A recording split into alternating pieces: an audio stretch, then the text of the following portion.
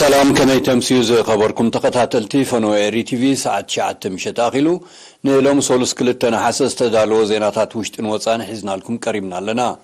نمكتالكم بخبر زعدم افرم غدي بقندي ارست زينا فيلم لوم يبستغبر مرمراتات 10 زيغاتات بكورونا فيروس ملكافوم كرغاغص كله 10 تدما تفانيهم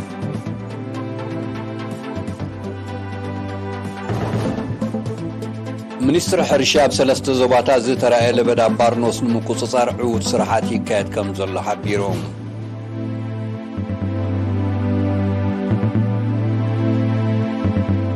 چنفر حماده اب سويزرلاند نابلات حيلتات مكلخال اتبابعهم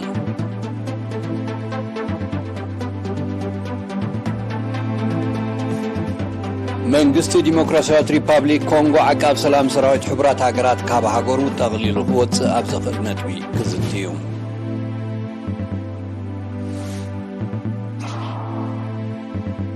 نيتو قدامايت اتاو سقات هاجور مخانو منجست روسيا دقيمو أفليتوم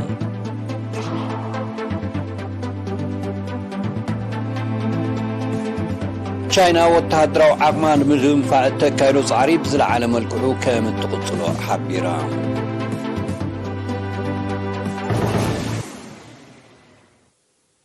حبريته كاب منستر طعنا لومي اب ممرمري ماكل ازوا ماكل بستغبره ناي لابوراتوري مرمراتات 10 زيغاتات بكورونا فيروس ملكافوم ترغاغيصلو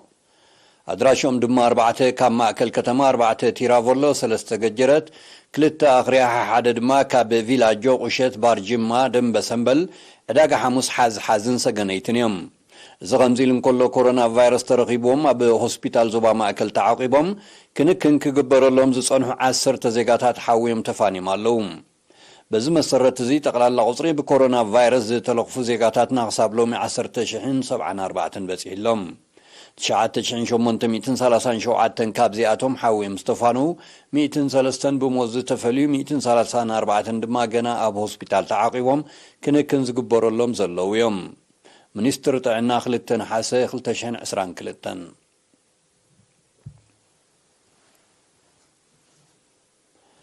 منستر حرشا كابسال ساي سومون اذا حلف ورح حمله اب 3 زباطات نستر لبدا بارنوس نمقصصار وسرحاتي كاد كم زلو حبيرو كابزبا وركبات نايتي منسترز بصحنا تحستو بملكع صبصاب تداليلو غره مسقل غرزغير كقربوين منستر حرشا كاب 10 شومنت حمله 2022 تحيزو اب زباطات عنسبها دوبن ماكل نزر زلو لبدا بارنوس نمقصصار عتوب نطفتاتي كاد كم زلو حبيرو منستر حرشا حلف قصر ساغمت بالعاتات تدرسيوم نزي حدش لبدا بارنوس عملكتو ابزها بحبريتا اتبالع ابزوب عنسبا ابنوسان زبطات الى برعيد قلبن حلحلن اباستات 510 هكتار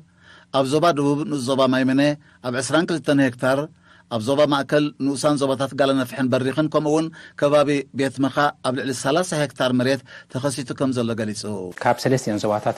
بسفيح ترايلو لها ابزوب عنسبا خوينو سقع 510 سفحات هكتاريو كوموين ناب زوادوب سقع 22 هكتارات تحت زرو حلو اب زوبا ماخل كا ل 30 هكتار اب زرعتنا مغاجان زنبره باونس اب تحت زرو حلو اتي اب زوباتات عنسبان دوبن اب زرعتن مغاجان زغاطمه لبدا حرستوت اقدمو بزتوهبم حبريتا غوبو كتتل كغبر بمصنحومن صربالع مسارحتات دلو بمنبارون بمتحبار منستر حرشا من محضرات حزبن سراويتن اب تحت ملء قصصر كاتو خمز قاله اب زوبا ماكل جن اتمسرح قصصر جنا يقصل كم زلو اتو تدرس بتوسخي ابريو نخلن زواتات كما كغاطم كم زخل تمني سلازنبره نخلن زواتات اب تطنق خصنحم كل ነገር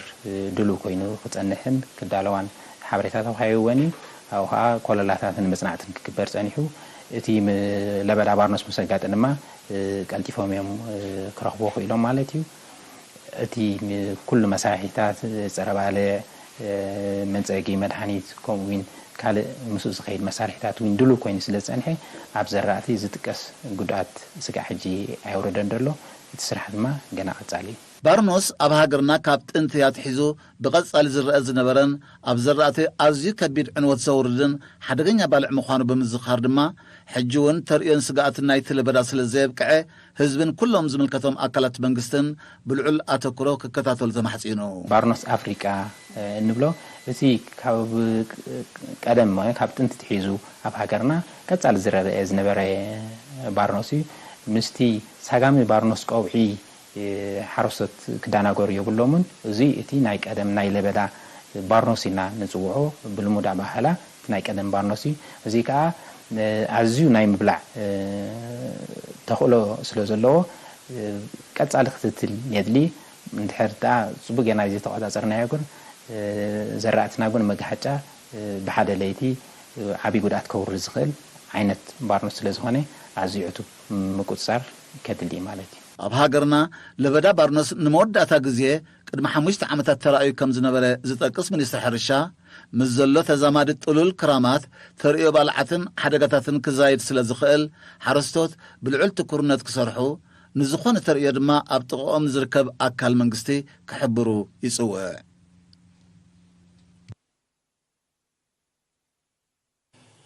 ኣባላት ሃማደ ጨንፈር ስዊዘርላንድ ብ30 ሐምለ እኽለማይ ብምድላው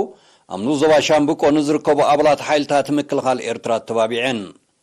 ኣብቲ ላዕለዎት ኣዘዝቲ ሓይልታት ምክልኻል ኤርትራ ወከልቲ ምምሕዳር ዞባ ጋሽባርካን ሃማደን ዝተረኽብሉ መደብ ኣዛዚ ምዕራባዊ ግንባር ብርጋዴር ጀነራል ኢዮፍ ሳሃየ ደቂ ኣንስትዮ ኤርትራ ሕመረትን ምኸተን ዓወትን ምዃነን ብምጥቃስ ጨንፈር ሃማደ ብስዊዘርላንድ ዝወሰዶ ፍናን ዘስንቕ ተበግሶ መርኣያ ናይቲ ኣብ ስደት ዝርከባ ደቂ ኣንስትዮ ንኹሉ ተጻብኦን ክብደት መነባብሮን ተጻዊረን ንሃገረን ብሓፈሻ ንሓይልታት ምክልኻል ኤርትራ ድማ ብፍላይ ዝገብሮ ኣበርክቶ ምዃኑ ገሊጹ ኣደ እምበር ሃማደ ጨንፈር ስዊዘርላንድ ወይዘሮ ትርሓስ ተወልደ ብወገና ንጨንፈርን ወኪልን ኣብ ስፍራ ጀጋኑ ምስ ኣባላት ሓይልታት ምክልኻል ክውዕላ ናይ ወትሩ ሕልመን ከም ዝነበረ ብምጥቃስ ንጅግና ሓይልታት ምክልኻል ኤርትራ ዘለዎን ደገፍ ኣረጋጊጻ እቲ መደብ ኣካል ናይቲ ኣብ ውሽጥን ወፃን ዝነብር ህዝቢ ብሓፈሻ ደቂ ኣንስትዮ ድማ ብፍላይ ብጥርኑፍ ደገፈን ሓይልታት ምክልኻል ንምግላጽ በብኸባቢኡ ክወስዶ ዝጸንሓ ተበግሶ ምዃኑ ኣደ እምበር ሃማደ ዞባ ጋሽባርካ ወይዘሮ ሕደጋ ዮሃንስ ገሊጻ ዋና ዳይሬክተር ክፍሊ ምምሕዳርን ፋይናንስን ዞባ ጋሽባርካ ኣቶ ገብረስላሴ ነጋሽ ድማ እቲ ናይ ምዝንጋዕ መደብ ምስ ምምራቕ ናይቲ ጨንፈር ሃማደ ብስዊዘርላንድ ኣብ ተሰነይ ዘስርሖ መሰልጠኒ ማእከል ደቂ ኣንስትዮ ምክያዱ ንወደብቱ ድርብ ዓወት ንኣባላት ሓይልታት ምክልኻል ድማ ፍናን ዘበርኽ ምዃኑ ሓቢሮም ካብ 1 ክሳብ 7 ነሓሰ ዝቕጽል ዓለማዊ ቅነጸባ ቀጻልነት ጸባ ደን ምውሓስ ከይተሓለልና ንምሃር ንሓግዝ ብዝብል ቴማ ኣብ ሃገርና ብዝተፈላለየ ንጥፈታት ይዝከር ኣሎ ብደረጃ ዞባ ማእከል ብ1 ነሓሰ ኣብ ኣዳራሽ ኮማዊ ሆስፒታል ዕዳጋ ሐሙስ ኣብ ዝተኻየደ ስነ ስርዓት ሜዲካል ዳይሬክተር ጨንፈር ሚኒስትር ጥዕና ዶክተር ሙልጌታ ሃይለብ ዘስምዖ ንገዳስነትን ረብሓን ምጥባው ከምኡውን ዕላማታት ቅነጸባ ደ ዝምልከት ቃል ኣብ ሃገርና ሸፈነ ምጥባው ዘዕግብ ምዃኑ ብምጥቃስ ብዝበለጸ ንምድንፍዑ ኣብ ምብራኽ ንቕሓት ዘተኮረ ጎስጓስ ክካየድ ኣገዳሲ ምዃኑ ገሊጹ ምጥባው ንቐጻልነትን ህላዋን ዕሸል መዳርግቲ ዘይብሉ ዝበለጸ ተፈጥራዊ ምግቢ ምዃኑ ዝጠቐሰ ዶክተር ሙልጌታ ምስ ዕብየትን ምዕባለን ኣካላት ህፃን ዝሰማማዕ ናይ ሰብነት ተጻዋርነት ዝሕይል ካብ ሕማማት ዝከላኸልን ንምውሃብ ስርዓተ ምሕቃቕ ምግቢ ዝሕግዝን ከም ዝኾነ እውን ኣረዲዮም ኣብቲ ኣጋጣሚ ንጥቕምታት ምጥባውን ትሕዝቶ ጸባ ኣደን ዘብርህ መግለጺ ብሞያውያን ክቐርብ እንከሎ ምክትታል ቅድምን ድሕርን ሕርሲ ኣብ ዘካይዳ ኣዴታት ብዕቱብ ከም ዝድፍኣሉ በሪሆም ኣብ መወዳእታ ሜዲካል ዳይሬክተር ኮማዊ ሆስፒታል ዕዳጋ ሐሙስ ዶክተር ክፍሊ የሱስ ተድላ ጸባ ኣደን ኣካላውን ኣእምራውን ዕብየትን ብቕዓትን ህፃን ኣዝዩ ኣገዳሲ ተፈጥራዊ ምግቢ ስለ ዝኾነ ኩላትን ኣዴታት ክደፍኣሉን ክተባብዓን ተላብዮም ኣብ መወዳእታ ብኣጋጣሚ ዓለማዊ ቅነ ጸባ ኣደ ክካየድ ኣብ ዝቐነየ ውድድራት ሓፈሻዊ ፍልጠት ንዝተዓወቱ ሽልማት ተዓዲሎም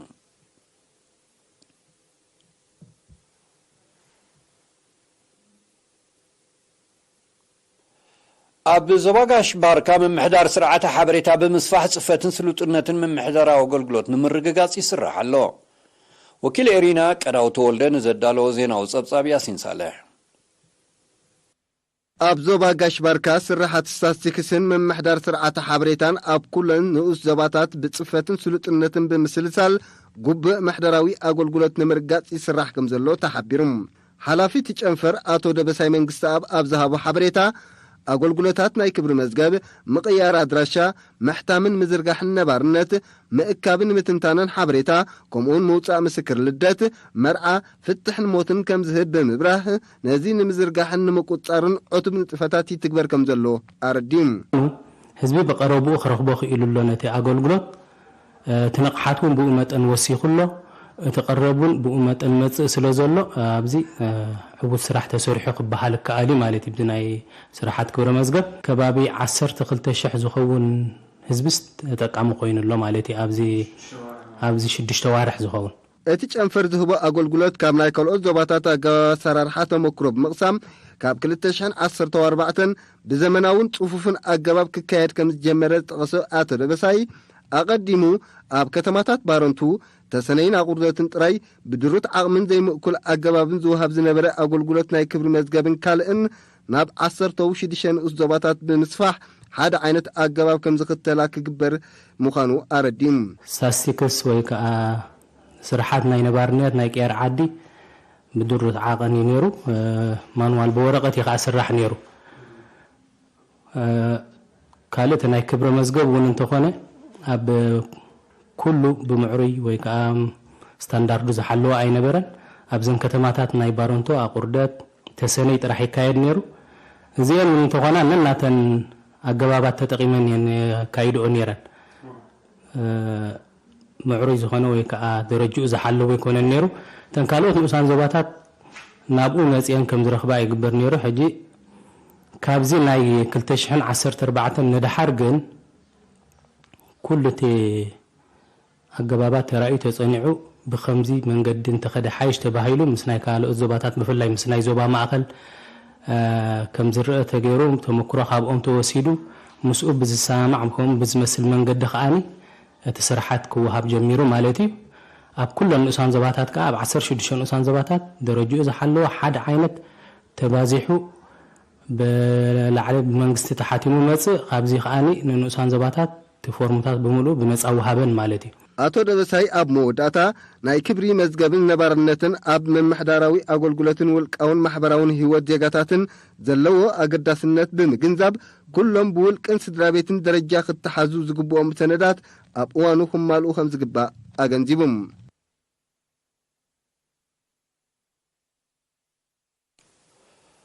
ኣብ ንኡስ ዞባ ፍዓበት ኣብ ቀዳማይ ፍርቂ ዓመት 2022 ኣብ ሕርሻዊ ትሕተ ቅርጻዊ ማሕበራውን ቁጠባውን መድያት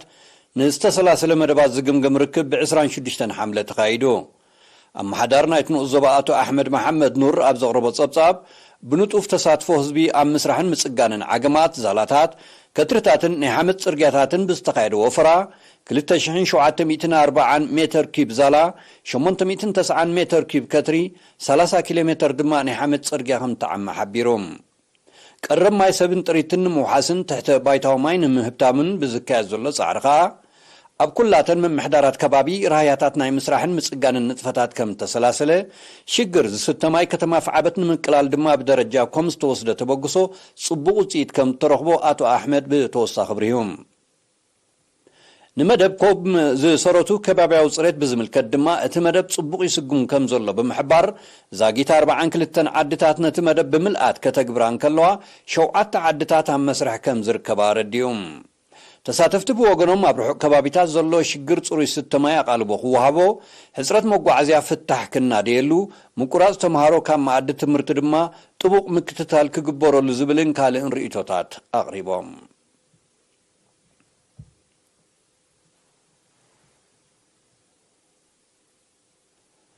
ኣብ ንኡስ ዞባ ቁርደት ብወፍሪ ተምሃሮን ልምዓት ውፅኢታዊ ንጥፈታት ምዕቃብ ማይን ሓመድን ምኹዓት ንፈልስታት ዝኸውን ጎዳጉድን ምኹስኳስ ኣግራብን ይሰላሰል ኣሎ ብመሰረት ሓበሬታ ኣካያድ ስራሕን ኣለይትን ተምሃሮ ብሰሙዑ ሕርሻ እናተመርሑ ኣብ ማይ ኩዖታት ኣብያተ ትምህርቲ ኣብያተ እምነት ኣብያተ ጽሕፈት ትካላት መንግስትን መቃብር ሓርበኛታትን ኣግራብ ኣብ ምኹስኳስ ጎዳጉዲ ኣብ ምኹዓትን ዛላታት ኣብ ምስራሕን ይነጥፍለዉ ወኪል በዓል ስልጣን ኣግራብን እንስሳ ዘገዳምን ኣብቲ ንኡስ ዞባ ኣቶ በርሀ ሃብቶም ብወገኑ ዛጊት 10,000 ጎዳጉዲ ኩዒቶም 2500 ሜትሮ ቅናታዊ ዛላ ሰሪሖም 27,000 ኣግራብ ድማ ኮስኪሶም ከም ዘለዎ ሓቢሮም ተማሃሮ ብግዲኦም እትወፍሪ ድርብ ረብሓ ከም ዝረኸብሉ ጠቂሶም ጎኒ እቲ ዘካይድዎ ዘለዉ ማእቶት ብሃማመተን ሚኒስትር ትምህርትን ዝወሃቦም ዘሎ እዋናዊ ስተምሮታት መረዳእቶም ከስፍሑ ከም ዝሓገዞም ገሊጾም ኣብ ንስ ዞባ ቁርደት ኣብ ናይ ሎሚ ዓመት ወፍሪ ተምሃሮን ልምዓት 98 ደቂ ኣንስትዮ ዝርከቦም 240 ተምሃሮ ይሳተፉ ኣለዉ ኣብ ካሊ ኮሎምቢያ ኣብ ዝካየድ ዘሎ ኣህጉራዊ ውድድራት ኣትሌቲክስ ትሕቲ 20 ዓመት ኤርትራ 2 መዳልያታት ዓቲራ ትማልት ዝተኻየደ ናይ 5000 ሜትሮ ውድድር ጉያ ኤርትራውያን ኣትሌታት መርሃዊ መብራህቱን ሃብቶም ሳሙኤልን ካልኣይን ሳልሳይን ብምውፃእ ብሩርን ነሓስን መዳልያታት ተሸሊሞም ኣብቲ ውድድር ኢትዮጵያዊ ይሁና አዲሱ ብ14 ደቂቕን 3 ካሊኢትን 5 ሳልሲትን ቀዳማይ ክወፅእ እንከሎ ኤርትራውያን ኣትሌታት መርሃዊ መብራህቱን ሃብቶም ሳሙኤልን ብቅደም ተኸተል ካልኣይን ሳልሳይን ብምውፃእ ድሙቕ ዓወት ኣመዝጊቦም ኣህጉራዊ ውድድራት ኣትሌቲክስ ትሕቲ 20 ዓመት ካብ 1 ክሳብ 6 ነሓሰ ዝካየድ ዘሎ كبران تعذبتنا سعب أهجراو زيناتاتهم كتتالكم كتقصلوا دقيم بخبري أعدمكم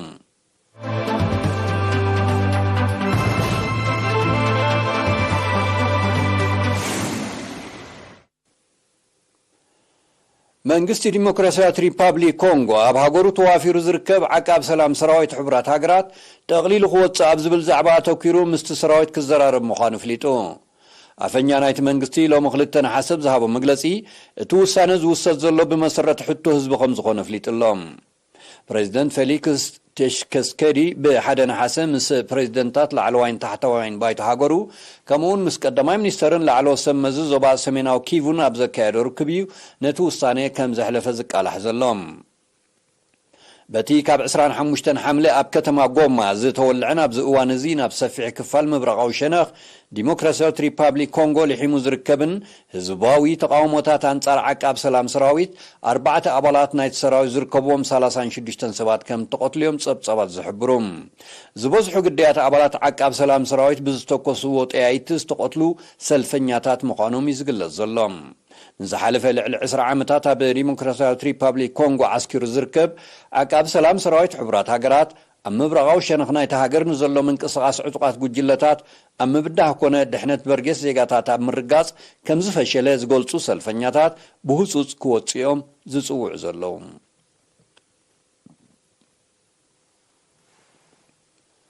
ኪዳን ሰሜን አትላንቲክ ኔቶ ቀዳማይ ጸጥታዊ ስጋት ሃገሩ ምዃኑ መንግስቲ ሩስያ ደጊሙ ፍሊጡ እቲ ኺዳን ስጋት ሩስያ ጥራይ ዘይኮነ ስጋት ዞባ ምብራቕ ኣውሮጳ ኮይኑ ከም ዘሎ ዝጠቐሰ ፕሬዚደንት ቭላድሚር ፑቲን ሃገሩ ወተሃደራዊ ዓቕሚ ከተደልድል ልዕሊ ዝኾነ ካልእ እዋን ኣድላይ ኮይኑ ከም ዘሎ ኣረዲዩ ከም ኣካል ምድልዳል ወተሃደራዊ ብቕዓት ሓይሊ ባሕሪ ሃገሩ ልዕሊ ፍጥነት ድምፂ ዝውንጨፍ ክሩዝ ሚሳይል ክዓጥቕ ምዃኑ ፕሬዚደንት ፑቲን ኣብ ዝሓለፈ ሳልስቲ ምሕባሩ ዝፍለጥ እዩ روسيا بدرجة عالم كي ترفع ألوتاو صعبينات زختل زلو كوينات يوكرين والتهدراو مسفحفح نيتو زبقوس مقانو قليس الله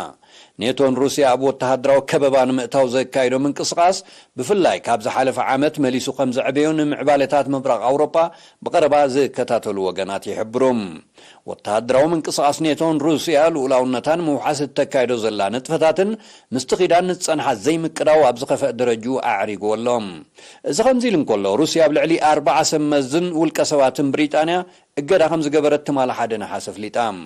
ትስጉምቲ መልሰ ግብር ናይቲ ብሪጣንያ ንሃገሩን ምንጻል ተካይዶ ዘላ ነጥፈታት ምዃኑ መንግስት ሩስያ ሓቢሩሎም ዩክሬን ወተሃደራውን ፖለቲካውን ደገፍ ዝገብራ ዘሎ ሃገራት ምዕራብ ኣብ ልዕሊ ሩስያ ተደጋጋሚ እገዳ የጽንዓ ምህላውን ዝፍለጥ ኮይኑ ሩስያውን ተማጣጣኒ መልሰ ግብሪ ትህበሉ ከም ዘላ ጸብጸባት ይረዱም ይኹን እምበር ሃገራት ምዕራብ ንሩስያ ንምንጻል ዝወስዶ ዘለዋ ናይ እገዳ ስጉምቲ ኣብ ልዕሊኣን ከቢድ ቁጠባዊ ጸገማት ይፈጥረለን ከም ዘሎ ቶም ጸብጸባት ብተወሳኺ ይጠቕሱ ቻይና ወተሃደራዊ ዓቕማን ምድንፋዕ ተካይዶ ጻዕሪብ ዝለዓለ መልክዑ ከም ትቕጽሎ ፕሬዚደንት ዢ ሺፒንግ ትማል ሓደ ነሐሰ ሓቢሩ እትስጉምቲ ኣካል ናይቲ ቻይና ልኡላውነታ መሬታዊ ሓድነታን ንምውሓስ እተካይዶ ዘላ ስራሕ ከም ዝኾነ ፕሬዚደንት ፒንግ ብተወሳኺ ፍሊጦም بريزيدنت بينغ ኣብ መግለጺ ቻይና ዝተራቐቐ ኣጽዋር ዝዓጠቐ ምዕቡል ሰራዊት ንምህናጽ ከተካይዶ ጸንሐት ወፍሪ ክሳብ ዓመተ 2035 ክዛዘም ከም ዝኽእል ኣሚትሎም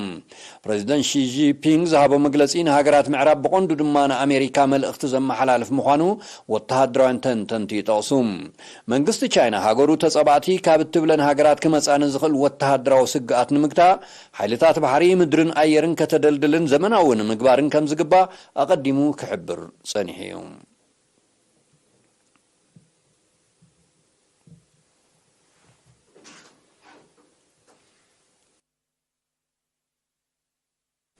ሰላም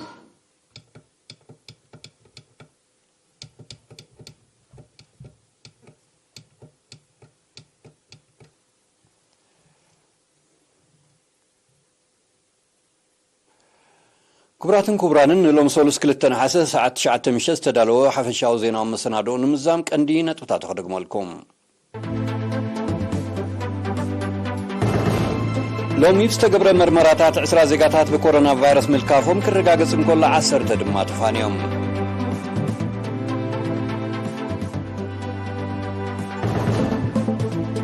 ሚኒስትር ሕርሻ ኣብ 3 ዘዋታት ዝተራእየ ለበዳ ባርኖስ ንምቁፅጻር ዕዉት ስራሓት ይካየድ ከም ዘሎ ሓቢሮም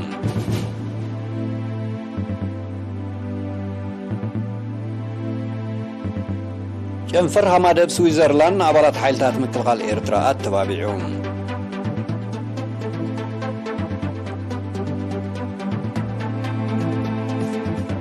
መንግስቲ ዲሞክራሲያዊት ሪፓብሊክ ኮንጎ ዓቃብ ሰላም ሰራዊት ሕብራት ሃገራት ካብ ሃገሩ ጠቕሊሉ ክወፅእ ኣብ ዘኽእል ነጥቢ ክዝትዩ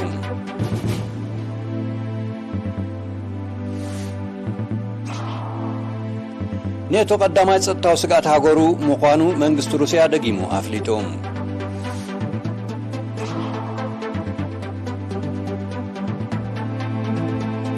ቻይና ወተሃደራዊ ዓቕማ ንምድንፋዕ እተካይዶ ጻዕሪ ብዝለዓለ መልክዑ ከም እትቕጽሎ ሓቢራ